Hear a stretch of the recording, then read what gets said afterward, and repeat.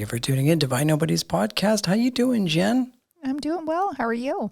I'm doing good. You look like a little warrior goddess empress. Where's your sword thank at? you. Thanks. Ooh, it's in my back. Where's that little medallion? You know what that medallion that you're wearing on your chest reminds me of the Auron from The Neverending Story. You remember that? Well, unfortunately, this is just a medallion from Forever 21. Oh, So. That's what you want us to think, Jen. Yeah. I understand you're in disguise. Where's your sword? No sword today. I didn't come prepared. Yeah. It's okay. It's okay. Glad to be back. Thank you guys for tuning in. It's been pretty wild, actually, a few weeks. I'm glad you're back, Jen. I know that you were back a few episodes back, but the episode that we just posted up just recently was with Sarah, and I had to give this whole confession about how you got COVID and recovered from it. Yeah, I wasn't super sick, thankfully. I was only sick for a couple days, but I'm glad that I thought I was immune, to be honest, because I escaped COVID so many times from the beginning, all the way to the end. Yeah, it's because you're wearing that medallion around your neck, Jen. It's, yes, my safety medallion and the O negative blood. I was like, I have alien blood. I'm never going to get it. Right. And then I bet if you take it off and hold it up to the sky, Captain Planet will come out, with all of our powers combined. Yeah. Yeah. Yeah. So how was your Valentine's Day? Uneventful. So Jeremy was out of town. He was working. So I was by myself and I got to watch whatever I wanted on TV, and I went to bed early. It was glorious. But you know what? You can look at it as like a day for self-care, at least for you. You take that time to be, to exercise the love that you have for yourself. Self-love is important. I totally did that. I almost took a bath, but then I remembered I don't like taking baths. So I didn't do that. So instead I just gave myself a nice, good scrub, on my face and rubbed my eyes really hard, when that feels really good. And then just watched a little TV and went to bed early. Oh, very, very cool. Mine was a little different. I don't know at what point in life where Valentine's Day became a thing. Maybe it's just one of those things that come along with being an adult, because I was always one of those people that's why do we need to celebrate Valentine's Day? Why do we need to go and buy things for our significant others? Why don't we just love them exactly the same way that people love others on Valentine's Day every single day? Every day, yeah. So I thought of it as just sort of like this way for, consumer capitalistic sort of America to indulge in buying materialistic things for their partner. And I guess you can look at it that way. But at some point it became this sort of universal thing. And I sort of got on the boat with that. Wanted to be a team player. And this isn't the first time I actually celebrated Valentine's Day, but I actually got some flowers. I got some flowers, Jen. Some flowers and some chocolate. To the Hallmark holiday. Look at you. I did the whole thing. You got flowers? Yeah, no, what'd you get? But it was a spiritual experience in itself, and I want to explain to you why. Okay? I've never been one to buy flowers because I had this whole idea of if metaphorically flowers represent love and flowers die, why would I want to give that sort of impression to my significant other, right? But I realized, Jen, that I was looking at it all wrong. I brought home these flowers. I'm not going to get into the entire story, but I had this sort of mystical experience with the flowers that lasted over a course of, I want to say 3 or 4 days. And it was really, really profound and impactful for me. I brought these flowers home, put them in a vase. I accepted in my mind that these flowers were cut off from the source and that they would eventually die a lot faster than they would had they actually been connected to the original plant. Mm-hmm. So I was just filled with this sort of I was a little sad. These flowers were beautiful, though. They were like an arrangement. They had these lilies that were in there with them. There was this whole thing. It was this whole bouquet of exploding colors, and I thought it was really beautiful. And of course, my partner thought it was beautiful. So it was in the kitchen, and it was in the vase. And it had these, I don't know what the lilies, you probably know what I'm talking about, where some of them are closed and they haven't yet bloomed, Yeah. And I was thinking to myself, wow, they cut these before these flowers were able to bloom. And I just got so sad because I thought wow, this plant went its entire life to kind of get to this point, and it'll never actually get to that point because whoever it is that cut these flowers removed it from the source. Wait, so you thought because they were removed from the source, they would never bloom? I mean, it seemed that way, It seemed that way. You're such a boy. Oh my gosh, that's such a boy thing to say. But this is the thing, Jen. I'm not usually one to buy flowers, so I didn't know what that whole experience is like. Mm-hmm. I love walking by flowers. I go to the Huntington Gardens, Botanical Gardens in order to see the flowers. I've been to the LA Arboretum. I absolutely love the way flowers smell. I love the way that they look. There's something really beautiful about flowers, but never have I ever been the type of person that would buy flowers and take them home. Mm-hmm. Right? So that maybe that experience was a little different for me. Anyways, so I had it in my mind like, okay, well, these batch of flowers were perhaps suffering because they had been cut off from the source, and they'll never ever get the opportunity to bloom in the way that they normally do. And was I wrong? I'd get up every single morning and I'd see them, and they were so beautiful. Mm-hmm. And one day, I think it was maybe 3 or 4 days in, I noticed that the lilies started to bloom, and they just looked so beautiful, Mm-hmm. right? And I thought to myself, like, wow, it's like my perception of it was that it was suffering. What incentive does it have to bloom if it's eventually going to die? It's not going to be tapped into this sort of like cyclical nature of a flower that's attached to the soil, or every single season it'll bloom and die and sort of do that reoccurring thing because it's cut off. I figured that process was completely suspended.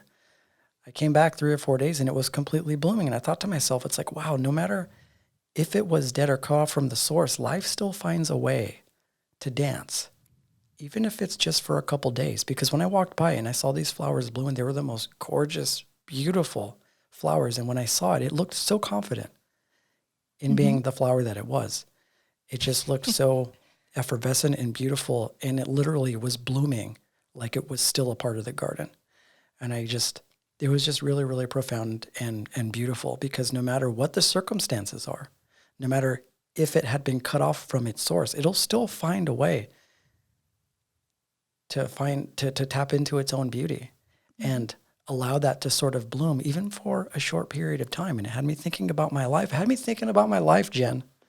I love this. Okay. What were you thinking? It had me thinking about how I perceive suffering, or not even just me, just how we perceive suffering in life, which segue, by the way, this is what we're going to be talking about today, FYI, which is our humans' relationship to suffering, my relationship to suffering, your relationship. It's all, this huge complex thing, because everybody has so many ideas around what this is. But I thought that it would make sense for us to just sit and have a conversation about it, because obviously everything that I thought about these flowers was wrong in the beginning. Mm-hmm. Like my perception of its suffering was wrong. And I was allowed. I have some trivia for you. Yeah. Related to flowers. Since Okay. it sounds like you are a flower expert. Oh, I'm not a flower expert. I'm a flower appreciator. So, and I don't even know, actually I do know why I know this. So, and I'm going to tell you why I know this. So roses, okay? You see roses all over. What country exports the largest number of roses? Country exports the largest number of roses? I don't know. I'm just going to go out on a limb and say Mexico. Yeah. I'm going to say Mexico because it's right there. You're pretty close. Yeah, Ecuador. Ecuador? Mm-hmm. Yeah, It totally and Ecuador makes is like sense. a tiny country too, but they're the largest exporter of roses. And the only reason why I know this is my friend Paula is from Ecuador. So she told me that, and I was like, oh, is that true? And I Googled it, and it's true. Yeah, I see those people selling roses all over the place. I always wondered where they're from. There's actually this person at the PCC flea market, by the way, Jen. This is something you do know about me, is I'm really into pothos plants. Mm-hmm. Really, really into pothos plants. Got really into it during pandemic.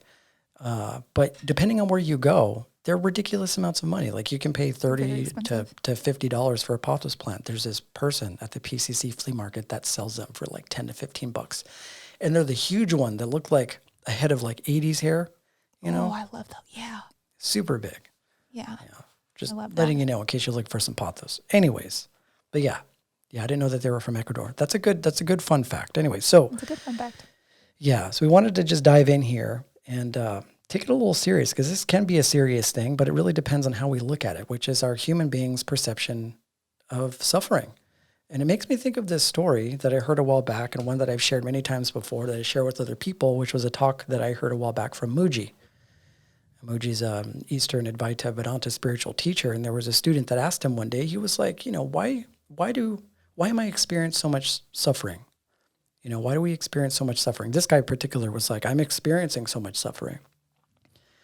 And Muji responded, and he just says, we don't experience suffering. We suffer our experiencing. So he kind of twisted it around, right? He says, we don't experience suffering. We suffer our experiencing. And it may sound kind of like a play on words, but it's true if you really think about it, because experience, just in and of itself, like the magnitude of experience, is both indifferent and universal. We can look at that as life, right? Mm-hmm. It is just what it is. It just exists in the flow and the cycle from which this 3D sort of exists. So it is our projections. What he was trying to say is it's our projections of that experience that creates the suffering, Mm-hmm. right? Yeah. Yeah. And so I think to myself, okay, well, we got to kind of dissect this a little bit. And I wanted to actually start at God, right? It doesn't matter what lineage or what denomination of God you believe in. Somebody somewhere, unless you're Sam Harris, thinks that there's a God, right? Mm-hmm. And if we're going to take that position, we've heard several times before that we are created in the image of God, right? And we can kind of take a really superficial look at this and be like, okay, well, I'm not talking about just like our faces or our eyes, because God is not a force with human attributes. We think of being created in the image of God. We're not talking about there's some guy in the sky that has legs, 2 hands, 2 eyes, that whole thing. He may have those things, but that's not just him, right? Yeah. When he says being created in the image of God, he's talking about the sort of driving force of God being a creator, right? So if I think of being created in the image of God, we got to really think of what that means. So I think that God gave us some really extraordinary powers as creators, right? Right. And so how do we get that sort of impression? Well, we get to look around us first. Outside of just being a human, we can see that God is obviously really fucking cool, because we have flowers, we have sunsets, we have Mushrooms. We have mushrooms. Exactly. See, that's one of those things, right? We just have so many beautiful things about life. We have to question where it came from. Obviously, it came from God, but how it sort of exemplifies itself in us is this sort of baseline level of love and creativity that us humans have. Like, we can create the craziest shit with our hands, with intention, with love. We can take care of things. We have the ability to create life. Women can create life. We can create beautiful art, really amazing music. That is a creative force. You can almost look at that as the sort of creative force of God. But at the same time, there's a huge responsibility that comes along with that, because human beings can also suck, right? Like, we can fuck some shit up. That's for sure. Right? We can be really, really destructive with our power, right? Yeah. And so I think we really have to really take this into consideration, because we don't realize that we have this power because of this sort of antiquated perception we have of God, him being the sort of person that kind of moderates everything around us. And it sort of allows us to escape responsibility for our own actions. And that's when you have questions like, well, why does God allow so much suffering? Why does God allow, evil and all this craziness to exist? And that's a really common question that we get, right? And the only thing I can say is it's the wrong question. It's the wrong question. Right. Because God doesn't allow those things. Yeah, the answer's in the question. Not in the way that we think, right? God doesn't create the suffering. Human beings create the suffering, right? Yeah. So yeah, absolutely. And the same way that we generate suffering, we can also generate happiness. Exactly. You can generate both. Yeah. So and it's your choice.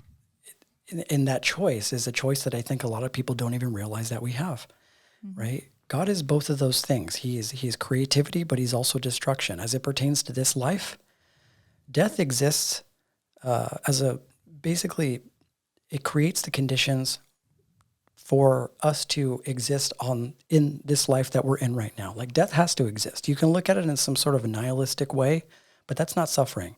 Death exists because it's part of this just grander scale of activity that allows us to exit and enter into this life multiple times for reasons of learning and things like that, right? So there's a functional reason behind death, but what I'm talking about is suffering. Suffering is different, right? So death in and of itself isn't a bad thing. There's a functional reason behind that, but what I'm more talking about is suffering. Suffering is different. We don't realize how much power we have as creators, mainly because we don't think that we have a hand in creating this reality in the way that God has, right? Yeah. So we see ourselves secondary. That's exactly right. Yeah. Yeah. So this ignorance is potentially the cause of the destruction and the suffering we create, because we feel that we are separate from God. not even realizing that we ourselves have the opportunity to either create suffering or not create suffering, right? There are a lot of things that are going to happen in life that aren't fair, a shit ton of them, right? And you'll notice after you've accepted one, another one will take its place. And so what do? Every single day, you overcome one sort of obstacle, another sort of obstacle comes into place, and we can continue down this perception of like, wow, this is just suffering. Why am I just suffering every single day? So what is the option that we have? Do we fight life? Or do we flow with it and realize that there are so many maybe teachings that are being taught for people all around the world? And we have to really, really check in with ourselves and change our relationship, I think, to suffering by understanding exactly what it is, you know? Yeah. I think of it like we are like CNN and Fox News. Like we are just spin doctors spinning our own story, right? So we tell ourselves, like, a perfect example is whenever you break up with someone or they break up with you, right? And you tell yourself, oh my God, I'm never going to be happy again. I'm never going to find another person like this. My life is never going to be the same. My life is ruined. It's like, we have no way of knowing any of that for sure. We're just kind of making that story up ourselves and we're spinning our own narrative. So the best way to do that, or the best way to stop doing that, right, is to meditate and cut out all the noise and then free yourself from re-entrenching yourself in that trauma. Yeah, it's absolutely too. And there's so many things coming to that realization that we don't really know as much as we think is really, really profound, because we think that we do. Mm-hmm. We think that we have an idea of how things are going to pan out. And in some cases, based off of our activity, we can kind of calculate the potentials of that, but we put so much emphasis on it needing to be a certain way, right, that we create this sort of tension, right? And I think that's a really, really important thing, because we have to acknowledge the fact that life is change, right? But life for whatever reason, we think that it's not, and embracing the change. And I think of the pandemic as like a perfect example of embracing change. So as horrible as it was in the beginning, right, where we were also fearful of our families' lives and our lives and health and our jobs and our livelihood and what's going to happen next and all of the unknown. But think about all the wonderful things that happened out of the pandemic, right? There's a lot of really, really good things that happened. Like, for example, working from home. Like, that's a whole new industry that wasn't there before. And we totally adapted to working from home. And from working from home came the Great Resignation. So people started leaving their jobs that they were miserable at and learned how to live with less and learned how to appreciate the small things in life, learned how to appreciate time with their families more and being at home more. I mean, there's so many like really great lessons that came out of such a negative event. And all of that had to do with change. It was just embracing this new way of life and embracing this change. And, sometimes our worst nightmares actually turn out to be our biggest blessings. Yeah, absolutely. And in the pandemic's case, like for me, it certainly was. I mean, I got an opportunity to reset my life. And I think a lot of other people did too. Yeah. Like, was it not to discount any of, let me just preface that with anybody who lost someone from the pandemic.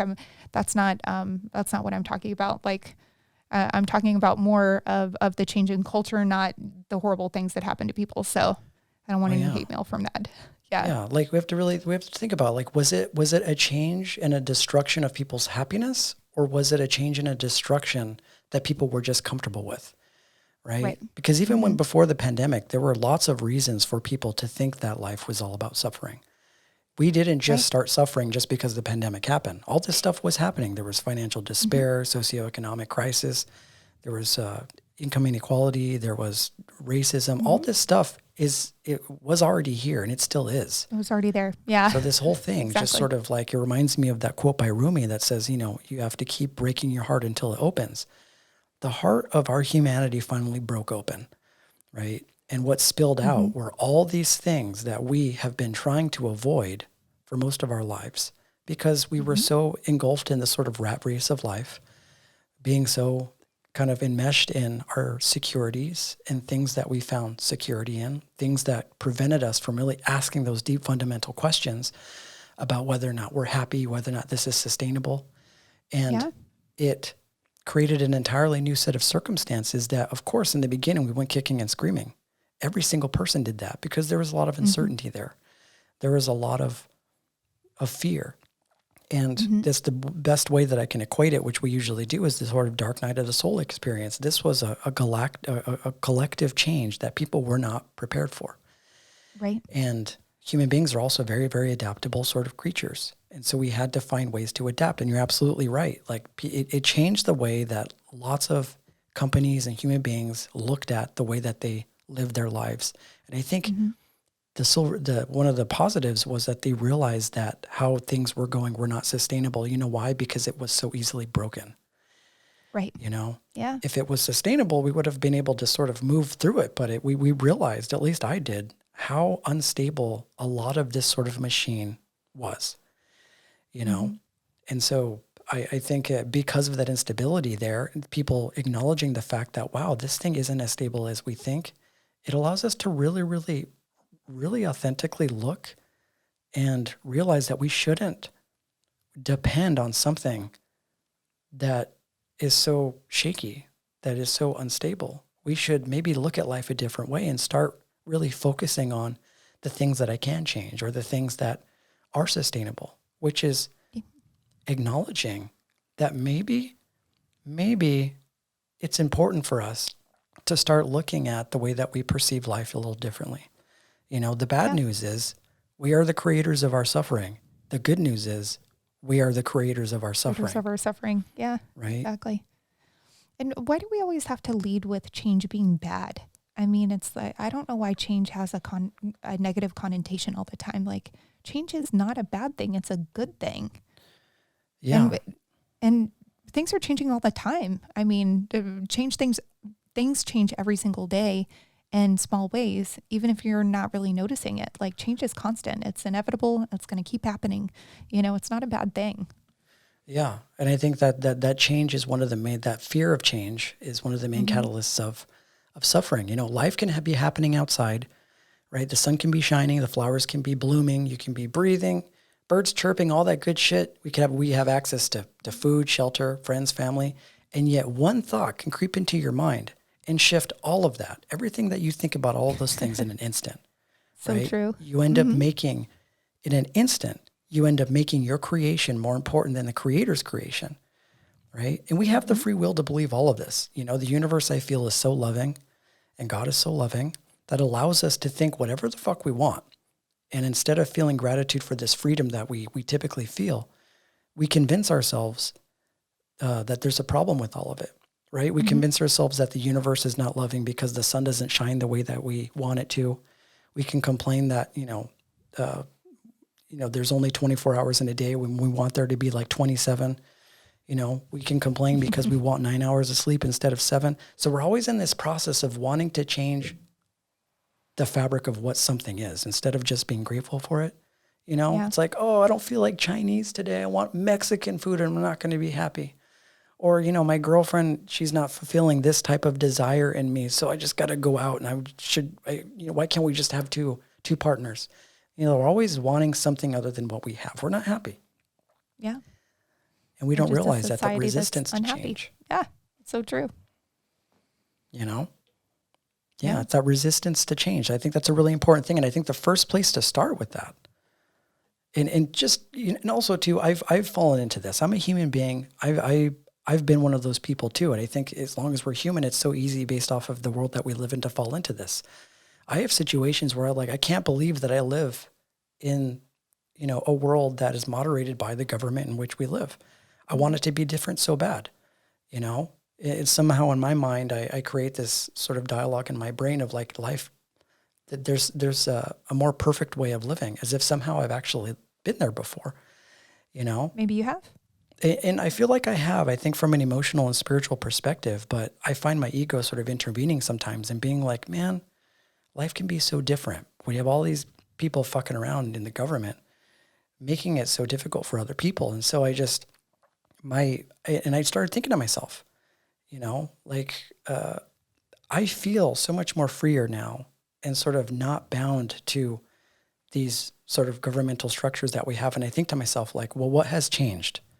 I think my perception of life has changed, right?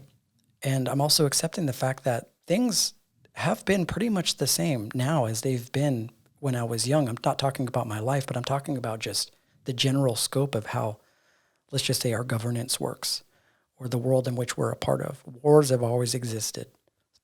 Poverty has always existed. All these things that we see as negative have always existed. But I think the difference is I changed my perception of those things so that I don't allow them to completely take me over, right? And so I think it's important that we understand, or take some time to actually understand our suffering, right? Yeah, and also have some compassion of other suffering too, because we think we have it bad, but there are so many other people that have it way worse than we do, so it's, I don't know, misery loves company, but so does compassion, right? So if you're hurting, like, do something kind for someone else that's hurting too, and kind of push yourself out of your comfort zone. Yeah. It's like when you're let's just say it this way. If you're sick, when we're sick, if we got COVID, what would be the first thing that we typically do? When we know for a fact that we're sick, we can feel it in our chest, we feel it in our entire body, and there's this certainty that there's something wrong. What do? We want to understand and make sure that that's what it is. So we go to the hospital. We go to the hospital to find out if there's something wrong. That is the inquiry into wanting to know about something so that we're not ignorant. Because if we do nothing, if we don't go to the hospital, then we're sick, we can potentially die, right? Nobody wants that. We ultimately don't want that. So I kind of look at it the same way. Why is our relationship to suffering not looked at that way, right? We should, if you feel this sort of feeling, this energy that happens inside of you of suffering, the first thing, at least for me, or the thing that makes the most sense, is to want to find out more about it. But the crazy thing is, we don't approach our suffering, our fear, in the same way that we would if we knew wholeheartedly that we were sick. Somehow, when it's emotional suffering, when it's an emotional sickness, we live in this sort of denial. We can't accept the fact that we may actually be the cause and the effect of our own suffering. So we won't inquire as to what it is. And what will end up happening is we'll end up slowly deteriorating ourselves by allowing it to eat us alive, And then you start to manifest more negativity and more bad things. You start to feel worse, Yeah. Whatever you're putting out into the field is what you're getting back. Yeah. So I think it's important that we really inquire as to what suffering means and what suffering is.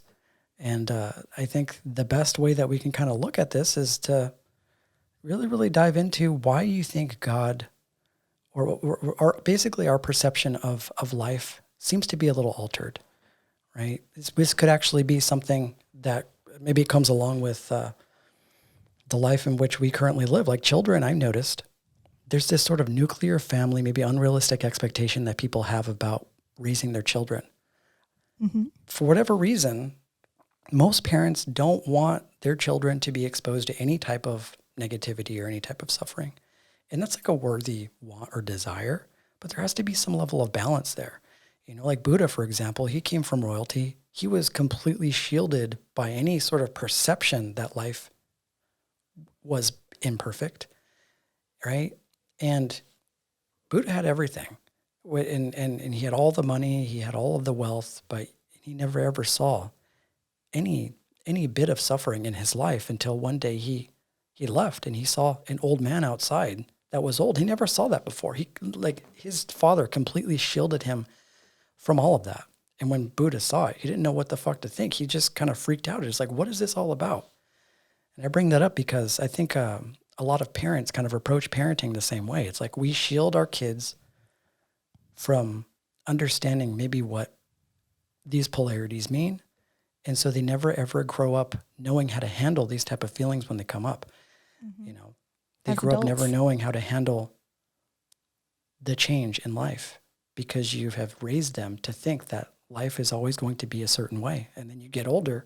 And this is my perception, Jen. This is my perception of why children start to rebel in their teens. Because it is at that age where they realize or have the emotional capacity and awareness to realize that is absolutely nothing like what their parents said life was about. Yeah, they realize they've been lied to. Right. They've been lied to their whole life. Their entire life. Santa Claus is not real. Easter Bunny's not real. Tooth You Fairy. know, Christopher Columbus was an asshole. You know, like the Indians, the Native Americans got massacred. All this stuff, especially nowadays, because we're in the information age. It wasn't like when we were kids, you know, all we had were textbooks. It's like now you can go online and you can find out the absolute fucking truth about this whole thing. Mm-hmm. And so you have Gen Zers, which, you know, they're pretty much like the new alternative grunge kids of this generation. Oh, totally. They are growing up in a society that knows that's not working for them, right? Mm-hmm. So what I think is like, this is no surprise how teenagers start to rebel in their teens because they realize that nobody ever told them that life wasn't this way. No one ever told them that life was this way. Well, it doesn't prepare them. It doesn't prepare them to have functional relationships, loving relationships, friend relationships, or it doesn't prepare them to like work a real job. I mean, you have to know that everything is not going to be perfect all the time, and you have to learn how to regulate your emotions. Yeah. And if you're shielded from anything negative all the time, like you never learn those skills. You never learn how to keep your mouth shut, or, you know, how to regulate your feelings. You don't learn any of those skills. It's true. Carl Jung had this quote. He says, "Wholeness of four humans depend on the ability to own their own shadow." Because he recognized that only by finding and understanding our dark side could we end our underlying insecurity about our fundamental goodness and worth as humans, and in doing so, make us whole, right? So that understanding about the polarities that exist, not even just about life, about how it exists from within inside of you, right? Mm-hmm. It's people's sort of disconnect with their own shadow, with their own fears, right? With all the things that they're afraid to really accept about life, right? That is what I think is generated by raising a child to not understand that life is change and that these sort of things exist. They grow up being divided, completely disconnected from the sort of shadow aspect of who they are, which is, you know, you can't escape that. That's just a part of the reality. And so you grow up not fully accepting the fact that things aren't perfect, not fully accepting the fact that life is about change, not fully accepting the fact that there's death. And so you go through life afraid. You go through life afraid of change. And what fear does is fear does some crazy shit, you know? Fear does some crazy things when we are not cognizant of why it's there, right? Mm-hmm. And one of the things that it does is it resists change, right? It resists change. So I think what we need to do is really switch our perception of life. We can't alter life, right? No matter what it is that we do, we're not going to prevent the sun from shining. We're not going to prevent these sort of cycles in life from happening. The only thing that we can do is what's within our power to do, which is change our relationship to our understanding of those things. Exactly. And it isn't the understanding that will just resolve the suffering all on its own. It has to be a practice, right? It's really about whether or not you choose to wake up every single day and actively engage in practices that can help you reinforce this understanding that life is change. Because you'd be surprised at, you know, how many things there are in life that take us away from practicing even this sort of subtle understanding, right? There's so many things that create division.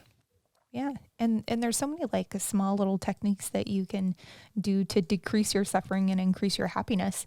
Something really simple like a smile, you know, like when you smile, it releases tiny neuropeptides, right? So that helps you fight stress. And then there's other neurotransmitters that come into play too, like dopamine and serotonin and endorphins, and they all act as antidepressants and minor pain relievers.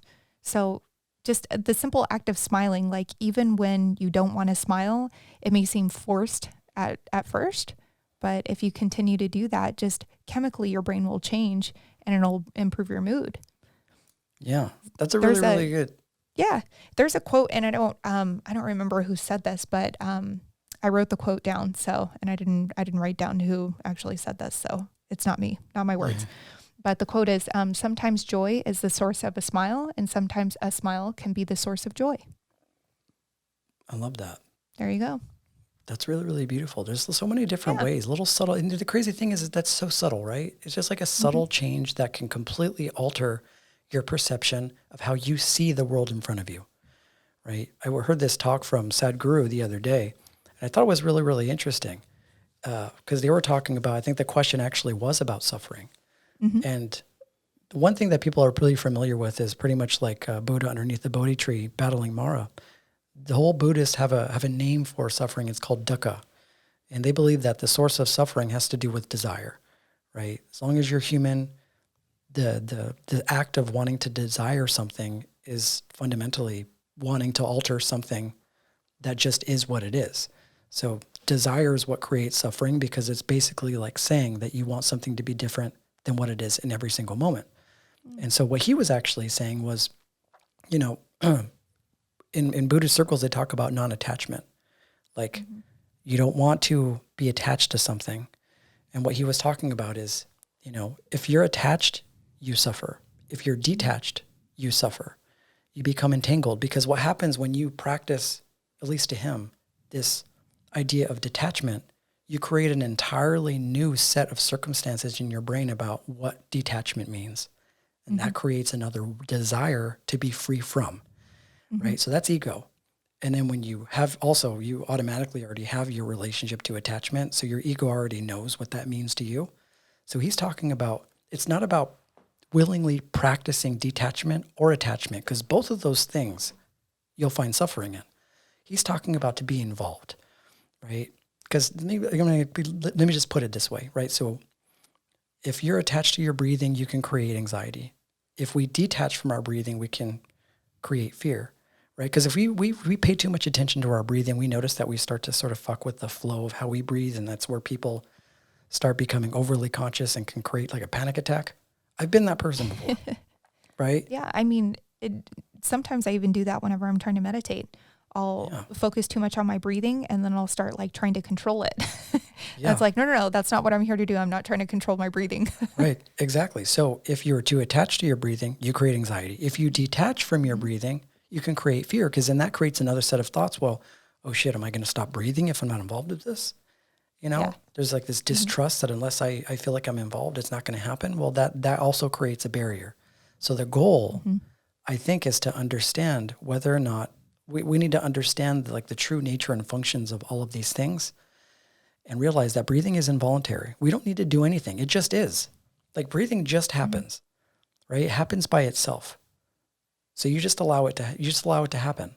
And look at it this way. Life is happening by itself. Life is happening in and of itself.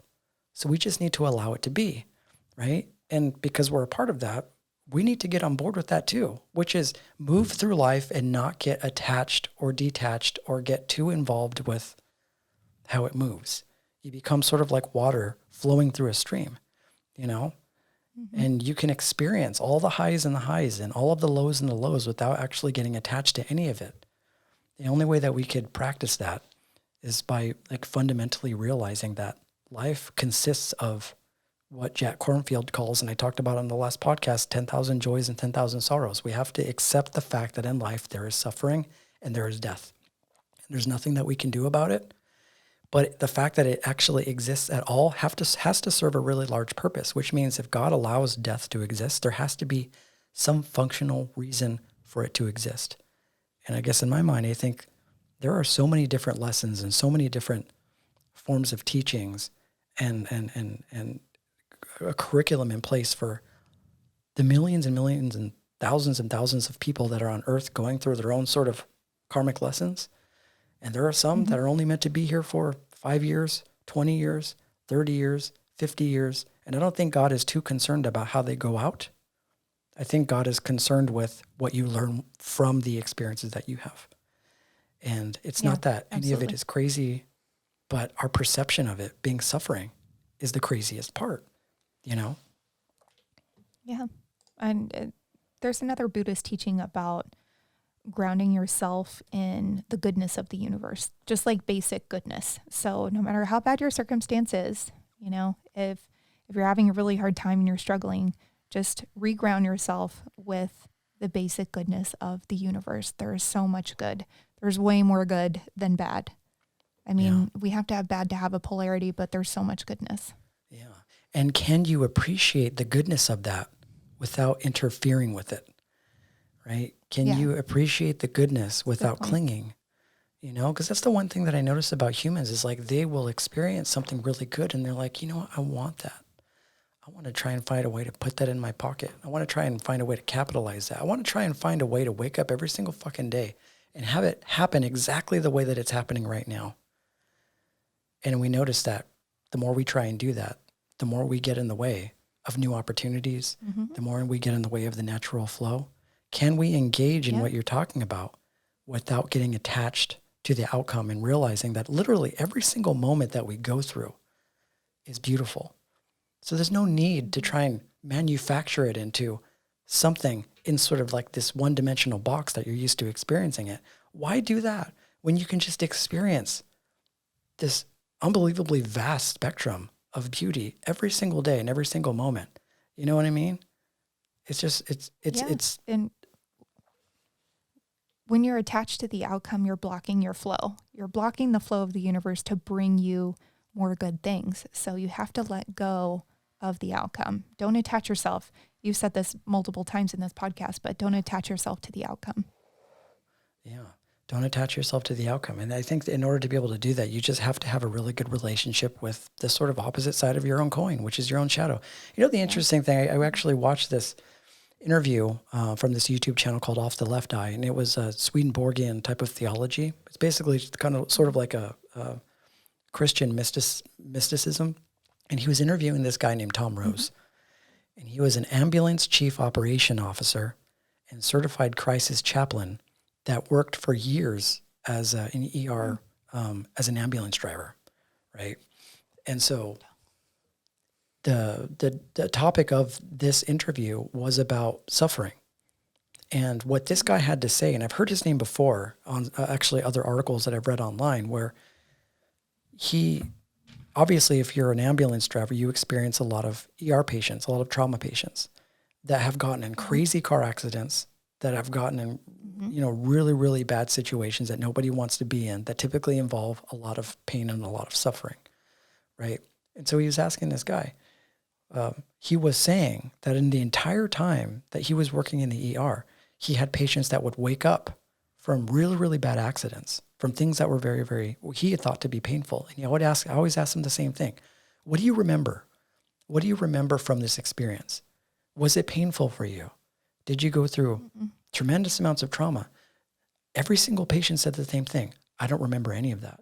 I didn't experience any pain, right? So not even in death do these people experience suffering. And that's really profound when I think about it, because death is one of those things that's obviously a much stronger force than our own ego. Not even in death do we have suffering. So why do human beings take it upon themselves to create it? You know? So that's I think it's something that's just largely moderated by our ideas and thoughts about life. You know, this made me think of a personal story. So I used to live in these apartments that were right off of a pretty sharp turn, and it was kind of a blind turn. And it was, I don't know, maybe like 3, 4 in the morning. And I heard something outside, and it sounded like an animal that was dying. And so I get out of bed and I look out the window, and I didn't see anything. And then I heard it again, but then I heard a person's voice yelling for help. So I get up and I put my clothes on and I go outside, and it was a car that was flipped upside down. And the person was like hanging upside down in the car, blood everywhere, glass everywhere, car was like destroyed. And one of my neighbors came out too, and he was like, "Hey man," I was like, "I don't know what to do. I don't know how to help you." He was like, "Do you have any alcohol in the car? You want me to take it out?" And I was like thinking in my mind, I was like, that's his first thought. I don't want you to get busted. Ask this guy that's literally hanging upside down, bleeding to death, you know? And I was a brand new nurse at the time, so I knew that I couldn't, I shouldn't be taking this guy out of his car, right? So the ambulance got there right after that. And, the fire department, they cut him out of his car and he lived. So happy ending, but I don't know. You were talking about the ambulance and it just made me think of that story. So the moral of the story is the guy just wanted to protect his beer. Yeah, my neighbor said such a redneck. Oh, he just wanted to make sure that, like, if he was obviously intoxicated, that he wouldn't get in trouble. He wouldn't get in trouble. Because everybody has these wild sort of like ways that they look at this sort of thing. I guess the way that I want to just talk about maybe changing our relationship to suffering is to kind of just put it in this way. So imagine you're a caveman and you're really hungry. You're actually really, really hungry, right? That's suffering. To me, that's suffering. Like there's something that happens in your body where when you're feeling suffering at the most primitive level, it is something in your body that tells you that something needs to happen in order for you to survive, right? When we're hungry, I don't know if you've ever been really ridiculously hungry, but I've known people that like, they go long periods of time being hungry, they start to change. They start to morph into like these almost like more animalistic type of creatures that like, they stop seeing life clearly, right? So you go from hungry to hangry. Exactly. Hungry and angry. Yeah, and then if you add an AF there, that takes it up an entirely different level. You know what I mean? Hangry AF, yeah. Yeah, hangry AF. So that is suffering, right? So, but at the same time, that is also a powerful motivator to get you to get out of your cave and go hunt for food. So maybe, It is, yeah. maybe it is necessary to existence, but if we're looking at it the right way, suffering is something that can light a fire under your ass in a situation that you really, really need to take action on, right? And this is where I put suffering and fear into the same category. Fear and suffering are two of these things that people are typically afraid to look into, right? But if we change our relationship to those two things, we can actually start seeing them as sort of like alarm systems. We can start shifting our perception and actually start seeing suffering and fear as a way for your body and God to explain something to you that needs attention, something that really needs you to pay attention and address, right? So if that's the case, then our suffering and our pain and our fear are trying to tell us something. I wonder what that is. And I think that's sort of part of the journey, right? Lao Tzu said that he who knows others is wise. He who knows himself is enlightened, right? So, and this is a really, really important thing because, especially in enlightenment circles, the first place that we start is with the good stuff. We want to know how to get to the top of the mountain. How do we accomplish this being happy all the time thing? How do we manifest joy in our life? Well, you know what? I think from my experience, you have to spend equal amounts of time sifting through your shadow and shifting through your darkness in order to really, really understand what happiness is, how to achieve that happiness. And it also involves really, really diving headfirst into what makes you suffer, right? And really spending some time on that. And you'll find, because we're all connected and we're all human, that the reason is very similar pretty much for everybody. It is our inability to accept the fact that everything around us is only temporary, right? And everything around us changes. And that's a sad thing for some people to experience because it makes you realize that maybe the life that you thought existed is completely not what you thought existed. But at the same time, I think your liberation exists in the understanding that life is about change, because then you could release your attachment to things. You know, you can even release your definitions of yourself, right? Yeah. This is how you can sort of continue to learn and evolve, and realizing that there's a very liberating quality to change, because then you can let go and you can stop trying to squeeze yourself into these little boxes that never ever experience change. You know, like those people that are afraid of getting older, people that are afraid of aging, or people that are afraid of just any type of change in life. How at least my experience with those people, they just seem to be some of the most stressed out people. I've been one of those people before. That makes me think of a question. Can you pinpoint, or do you remember the exact moment when you started to change into a more spiritual person? Like whenever you maybe like, became enlightened. That makes me think of a story, and I'll answer your question. Enlightenment isn't one of those things that happens in a linear fashion, right? People think it happens that way, right? You go and you learn and you train and you go through this sort of curriculum, and at some point you'll wake up one day and be like, oh, this is it.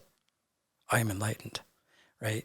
And then everything changes for you at that point. Now, that could happen for some people, but I remember hearing this story from Paramahansa Yogananda, and there was a student that was at Paramahansa Yogananda's feet. And the student-teacher relationship in Eastern spirituality usually consisted of hanging out with the guru for an extended period of time. Back then, it was like 12 years. It sort of lessened over time. It can be maybe 4, it can maybe be 5. I think as a result of this sort of revolution in the 60s, it became a little bit more sparse. People would go up there for like a sabbatical or go up there for maybe a few months. Anyways, at the end of this sort of thing, the guru would give you a name, right? It would give you a name. Mm-hmm. And it usually sounds spiritual as fuck. It'd be like Guru Jagat, Guru, Adya Singh, or like some just really cool Eastern Indian name. And a lot of people down here in the West loved that. Because you know what they can do is they can go from the East back down to the West with this completely different name and let everybody know how spiritual they are, right? And that may actually happen, and I think there's some value to that. But in this story, there was this student that thought in his mind that at some point the teacher was going to give him a name at the end of his training. And he thought it was going to be like when a knight's a soldier or a king or something like that. Anyways, he was talking about like one day he was like, I think he was like, washing the floor or like serving food. He was in the ashram with the guru, just doing regular everyday things. And then Paramahansa walks up to him and says, "This is your name." Just all willy-nilly. It wasn't anything too eventful. Just like that. Just like that. Mm-hmm. And I think that for enlightenment, it's not one of those things that I feel like you can pinpoint the approximate time. Your perception of life just starts to change, right? I think, and suddenly you're able to see things from awareness. And it's not so much how would I say it? It's not so much as a sort of like existential event as people think. I mean, it can happen that way. But it can happen just by reading one passage in a book, and all of a sudden, everything just makes sense. You're seeing everything clearly. There's this obvious separation between your ego and awareness. And it isn't so much that like it completely changes your life. I think it's like once you are able to experience like true presence, it's not that it does anything to you. It's just once you see the truth of how everything works, you have no choice but to change. It's just a switch in perception. Back. That's all it is. It's just a shift in perception. Yeah. The shift in perception, at least to me, is realizing that when the ego is not working, there's something else inside of you that still operates. There's something else inside of you that still moves when you're not thinking about who you are, when you're not thinking about who you think you are, how life works. When the ego shuts off, there's awareness. And I think a part of enlightenment is really, really fundamentally feeling into what awareness feels like and operating from that place. And it's just a subtle recognition. Like what Marianne Williamson talks about is just a subtle recognition from fear to love. That's it. I mean, I hope I'm not putting a damper on it. Enlightenment is a really fucking cool process. But for me, it's more about the journey. Even if I said that I was enlightened at 5:30 p.m. on September 25th at this time, it's not going to be as extravagant as the fucking journey it took me to get there. Yeah. You know what I mean? I wasn't thinking more like a pinpoint date. It was more like a time frame. Oh, a time frame? Like a time in life. Yeah. Oh, Jim, why you get all complicated? You should have said that. Yeah, I should have said that. I didn't articulate that well. Sorry. Yeah. So you're saying it's more like like at what point in your life where you're like, oh shit, like when everything started to click and kind of make sense. Oh, I think everything started to click and make sense when I started really, really spending the actual, I mean, this is ironic that we're talking about this because it goes into what we're talking about. it started to really click and make sense once I started realizing how much suffering I was bringing into my own life. Me too. Oh my gosh, that's so funny you say that. Yeah. Yeah. Like they're realizing that you are the exactly cause and it. the effect of your life, that you are solely and completely responsible for all of that stuff that happens. Because at some point you realize that like you can't blame anybody else for what happens to you. You know, you can't blame God. You can't blame your parents. You can't blame friends. You can't blame how you grew up. I mean, those things can send you on the path to understanding. But once you awaken, you can no longer blame other people for your life. It allows you to just take full accountability and responsibility over your life because you realize that you are the creator of how you perceive everything that happens in life. I'm not 100%. talking about, I'm not talking about, you know, this, like we're never going to be able to alter life in exactly the way that we want. We're never going to be able to eradicate suffering completely from the external world. But what you'll do is you'll stop extracting your happiness from things outside of yourself. You know, you'll realize how important it is to cultivate it within. And I think once you do that from within, everything from within starts projecting outwards, and you're able to actually create the life that you want emotionally and spiritually. And I think in some essences, you can also do that materialistically, but we still have a very, very complex world that works in the way that it does out there. But I think what it did was it allowed me to get into the driver's seat of my own life and allowed me to really, really fine tune how I react to every situation, you know, by isolating it down to whether or not I'm operating from awareness or whether I'm operating from ego. And I notice anytime I experience lots of pain, lots of suffering, lots of confusion, right away, awareness has to take that down because that's exactly what ego does to you. Right? So right there, it just checks you and you're like, okay, that's ego. I need to shift the perception back to awareness. And it's such a subtle thing. And it's not something that you do. It's not something, a practice, to be honest. It's a letting go of ego and allowing awareness to just be with everything around you, you know? Yeah, it's just a reframing. You just reframe the situation. Yeah. Yeah. It's just a framing. I remember the exact turning point in my life that really kind of shifted me onto a different path. I received a gift from a patient. So a patient of mine, I was in my early 20s and I would always talk to my patients. I worked in an infusion suite. So these patients were chronically ill. So they would be there for every 4, 6 or 8 weeks. And I was there for 7 years. So, I would see these people once a month, right? And you really get to know them. And it's the same people coming over and over. So I knew about their lives. They knew what was going on in mine. And I used to always talk about how unlucky I was. I was like, yeah, I'm just so unlucky. Like weird things happen to me, like just stuff that doesn't happen to other people happens to me. If there's like a possibility for something weird or bad to happen, like for sure it's going to happen to me. And I was telling one of my patients about this and talking about something that was happening in my life at that time. And she was like, oh, I have a gift for you. I have a book for you that I think will really help you. She was like, have you ever considered that maybe it's you that is bringing this negativity into your own life? Uh-huh. And at first I was offended. I was like, what? You're all this bitch. No. Yeah, I was. I was like, what is she talking about? I was like, no, like, I feel like I'm a good person. I don't deserve this shit. Like, why would I bring this ego, negative things into my life, Like your ego alarm's going off. It's like, ding, ding, ding, ding, ding, big ding, time, you won the fucking ego jackpot, and I was like, Jen. yeah. So I'm like a little offended, and I'm young. I'm in my 20s and I didn't know shit. Oh, so, yeah, of course. Yeah. So the next time she comes in, she brings me this book and she was like, I want you to read this and, tell me what you think. So, of course, she brought me the Spiritual Training Wheels, The Secret. She's like the Mr. Miyagi of their spiritual world. Yeah. Did she make you wash your car and wax the fence and all that whole thing? No, she didn't. But she did other things. We'll get into that in another podcast, but she was just really cool. Such a cool, interesting lady.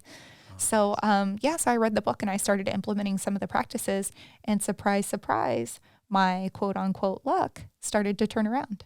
So, the lesson that I kind of took from that is luck is for losers. It's not about luck. Like when you have the universe on your side, you don't need luck. Yeah. So And that is that was kind of the turning point. That is like where I learned how to manifest, and where I learned, because I started to see the change in my own life, and it took those teachings from that book and really did like a deep dive and an evaluation of like, maybe she's right. Like maybe it is me.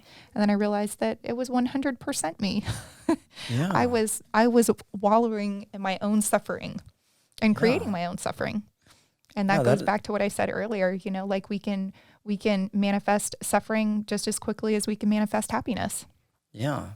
And it's crazy when you realize that you have control. And I think maybe that's a part of enlightenment too. Mm-hmm. The second it hits you, you realize like, holy shit, I have a lot more power than I think. And then once you realize that you have more power, you are actually in the sort of driver's seat of being God, right? You are tapped into the creative force of God when you realize how magnificently powerful you are. You can create your own world to be as beautiful as you'd like, but you could also create your world to be as miserable and as divisive as you want to. And that just shows you how 100%. compassionate I think God is, because he lets you do whatever the fuck you want, but you have to be responsible with it. What you're going through, what you told me is by definition what a growth mindset is, right? That is an abundance mentality. Maybe at some point when she told you that, you realize like how truly abundant life is. It maybe helped you realize and recognize how beautiful life really is, and to just be grateful for that. And that, I think with that creates this trust that, you know what, I'll experience more good times, like life is good. Why should I hold on and grasp onto these little fleeting moments? Because if I grasp, that sort of takes away from the experience of life and the possibility of potentially getting more of those things. It's crazy how we get in our own ways, Yeah. And also the openness to try it, right? Like people are so scared to do something different, and they're like, oh, this isn't going to work. I don't need to manifesting. No, I don't need to do that. Oh, meditation, I don't need to do that. Like you got to be open to try it. And once you try it and you start to experience the benefits, then you'll understand. Yeah. It's not, I can't put that in words. Like it's one thing for me to say it, but it's another thing for you to experience it on your own. Yeah. They rule Fight Club. You don't talk about Fight Club. You know what I mean? It's one of those things that you just have to experience, but it's crazy when people don't realize how much power they have. What they do is they get into this habit of blaming other people for their life being the way that it is. Imagine the type of living what it must feel like, right? To have no power or any agency over your life. You build resentment, you build fear, you build anger, and it just saps all of the energy out of you when you just leave everything responsible for your own happiness. Right. And I'm talking about this because that is a projection. That's a projection outwards. And that projection comes with it a desire to want life to happen a certain way. But the one thing that we don't know when we're 18 or when we're 20 is that we haven't accepted the fact that life is change. So we're always in this sort of hamster wheel, fighting against a life that is always changing, trying to preserve this image that we have of ourselves and really failing on the way there, right? Because we can't maintain it. We can't maintain the images that we have of ourselves because the image that we have is something that we want to stay stagnant, but the life that you're a part of, that the image is a part of, is consistently moving all the time, right? So we run into this. We bump heads with life. It's no wonder why, especially young kids become like little psychopaths, because they're just fighting against the current of life that is change. Right. We have to accept the fact that everything that exists is only temporary, and suffering exists when we can't accept change as an inevitable fact of life. Suffering exists when we fail to move and change with that life. And we can stop our own suffering by understanding the root cause of why we suffer and take action, whether that's shifting our inner dialogue or doing things differently in life, like you're talking about, these little lessons.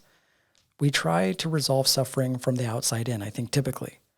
But I think, and we do that through material things with drugs, like we try and assuage the pain of that by trying to extract our happiness from the outside in. And I think that we need to, that shift of perception that we're talking about is cultivating that from the inside outwards, Absolutely. I see that a lot too, especially in the spiritual community. People try to use plant medicines as a way to heal trauma and heal all of these other things, but it's not the medicine that is healing you, right? Like you have to take an active part in healing yourself. Yeah, Like it's it true. will show you the way, but you're the one that actually has to do the work. So, Yeah, but that's I like see that a lot. and that's the way that we approach Western medicine, right? Like Mm-hmm. we got so used and so conditioned to not cures, right? But just sort of like these empty sort of medications that just mask the pain that we feel. SSRI, antidepressive medications are a perfect example of that. We've been taught at a very young age to not accept our shadow. Instead, we medicate it. And we look for these really, really easy ways of trying to get out of these complex situations through things like, instantaneous sort of solutions like drugs. We think it should just handle everything.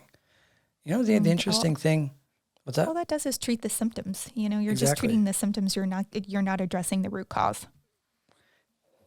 You're not addressing the root cause.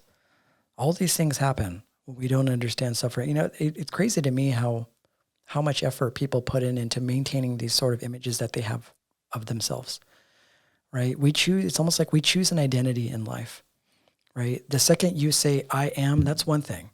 I am is sort of an indifferent to any sort of like specific identity. But the second you put a name after that, it becomes a little bit more complicated. I am Eric. You can move and flow for a while doing that, but Eric creates an entire identity around that character. But we make it a little bit more complex when we say, I'm Eric and I'm a CEO. I'm a parent. This is the type of person that I am. You immediately create a limitation, an expectation of who you are, right? And that is a mental process that's not necessarily a reality because you are more than just a title or a word. You may call yourself all these different names. You can call yourself weak. You can call yourself happy. You can call yourself depressed. We call ourselves all these different things and we try and embody these things. But it at least to me, when we start creating definitions and trying to embody these definitions, it's also a limiting condition too, right? Anything that challenges your sense of self-worth at that point becomes a threat.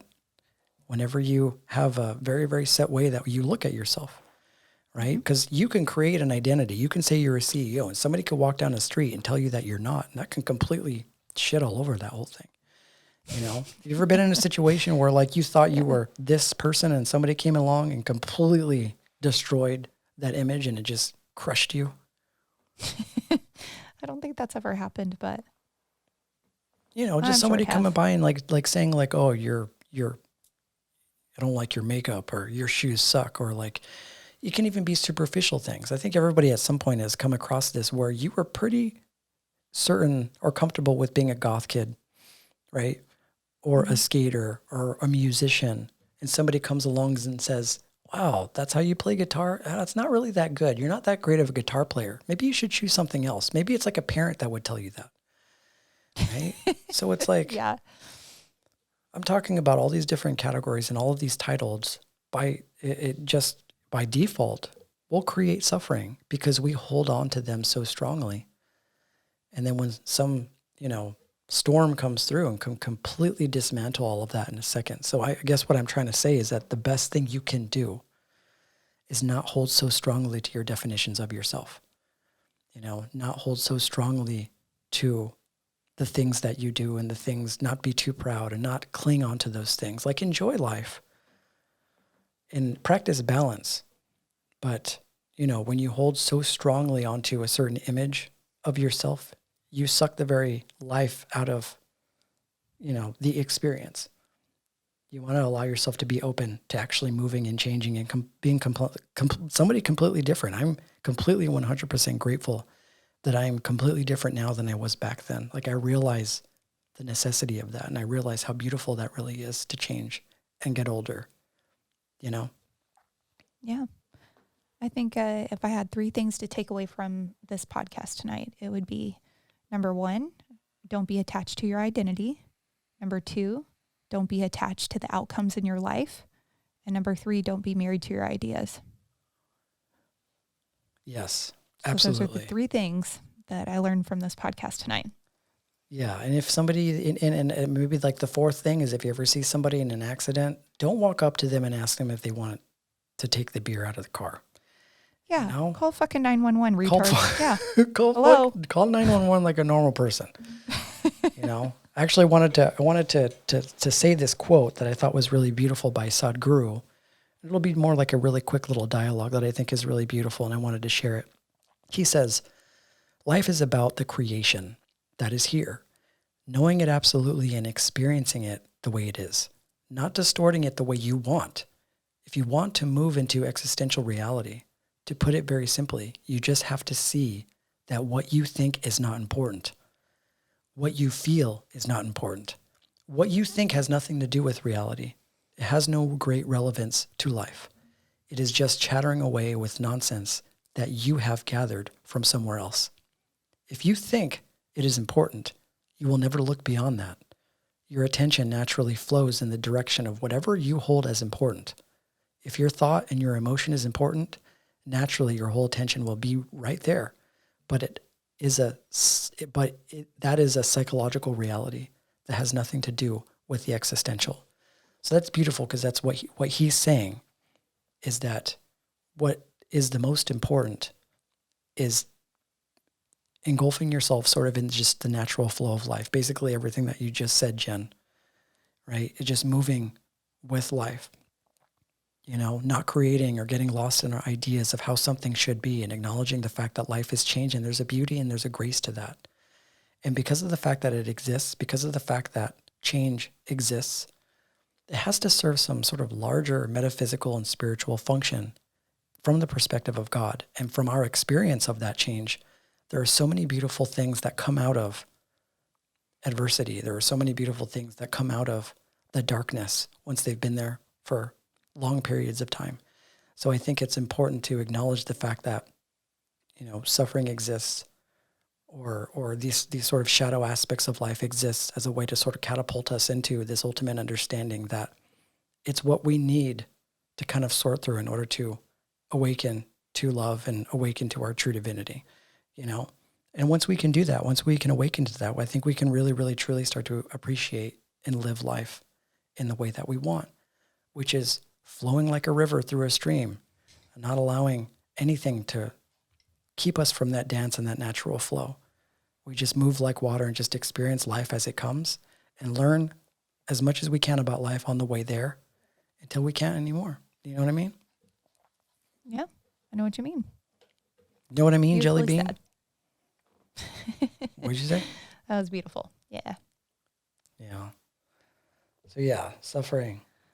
This is something we're Suffering. gonna, and even if we're talking about it, Jen, it's one of those things that is, it's an ongoing thing. We haven't mastered it. I haven't mastered it, at least. This is one of those things that sometimes you wake up every single day completely confident that you know what life is all about, until that sort of wrecking ball comes into your life and changes and shuffles things around. No matter how enlightened you are, you will experience suffering at some point, right? You will experience that ego kind of come in and want to just messy up your day. And you just have to create a practice and hold it close to you, and find ways to always operate from awareness and not allow it destroy your life when it comes through. You just got to be like a warrior with this shit, because it will happen, you know? Agreed. Yeah. Like, it will happen sometimes. Sure will. You just have to be prepared, and you have to just accept that change will happen. You know what I mean, Jen? I do. Yeah. So thank you guys for tuning in. Find Nobodies Podcast. It's been a really, really beautiful time. It's always a beautiful time sharing with you guys. This is a really, really good conversation, because it's something that has been a part of my curriculum for a long time, and something that's I've learned a lot of really amazing things from. So the hope is that you guys can also learn just as much. But thank you guys again for tuning in. If you guys have any questions, of course, you can reach out to us directly on the website, or you could email us at divinenobodies@gmail.com. You can find us on Instagram. You can like and follow and subscribe to us also on YouTube. Do all the things and leave us a comment. Let us know how we're doing. Till then, we'll talk to you guys next week. Appreciate it. Love you guys. Namaste. Namaste, friends.